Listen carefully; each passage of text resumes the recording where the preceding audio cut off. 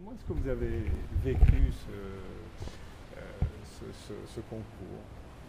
C'était un moment où on a eu l'occasion justement de réfléchir sans trop de contraintes scolaires. Et ça, c'est une occasion qui ne se présente pas forcément pendant l'année.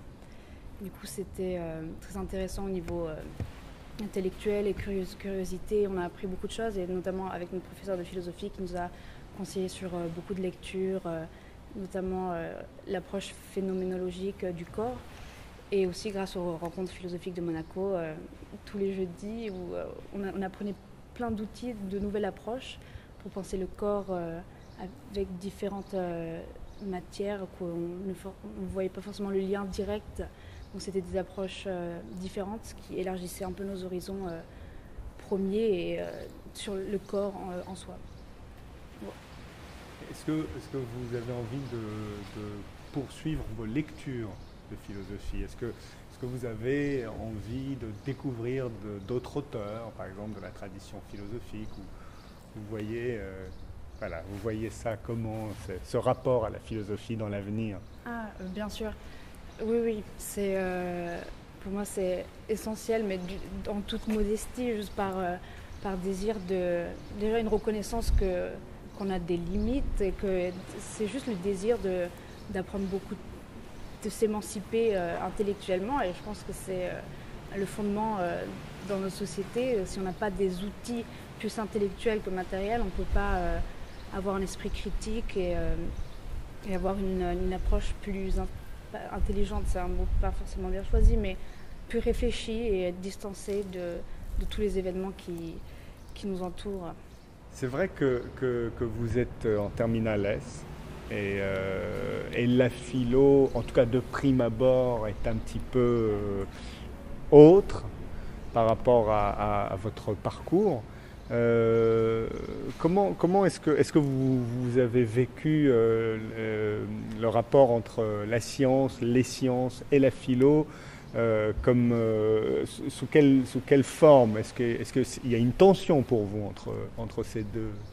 Alors, j'ai jamais vu la philosophie comme autre au cœur des sciences. Au contraire, moi je pense qu'il y a une alliance irrémédiable entre les sciences et la philosophie. Donc je suis très contente qu'on ait de la philosophie, ne serait-ce que 3 heures en terminale S. Et je pense que c'est vraiment un des piliers où tout orbite autour. Donc pour moi, ça peut du tout.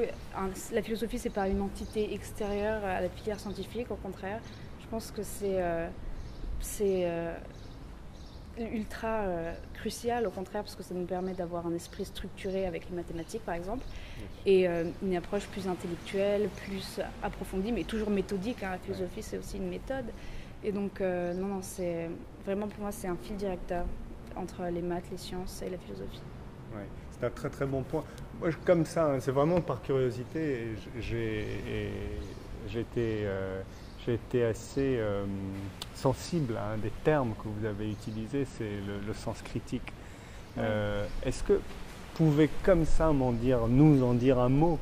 Qu'est-ce que ça représente pour vous, le sens critique? Est-ce que vous dites que, alors oui, la philo, ça structure, la philo, c'est vrai, un rapport de grande intimité, de grande proximité avec la science, mais il y a peut-être cette chose en plus qu'il n'y a pas de prime abord dans la science, qui est le sens critique. Ça, pour vous, aujourd'hui, ce moment-ci de votre vie, qu'est-ce que c'est le sens critique?